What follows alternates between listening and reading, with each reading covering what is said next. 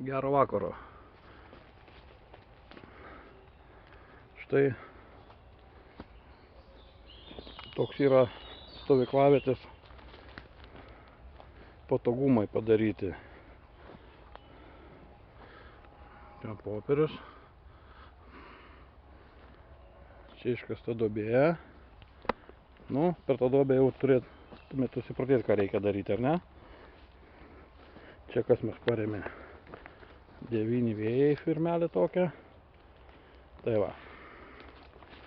Stovyklavietėje reikia visuomet pasidaryti tokį dalyką, kad einant malkų neužlipti ant minos. Tai va. Visiems rekomenduoju, kas turi stovyklavietę, jo, padaryti tokį dalyką. Už Lietuvą. O gamtos apsauga tegu praeina pro šalį.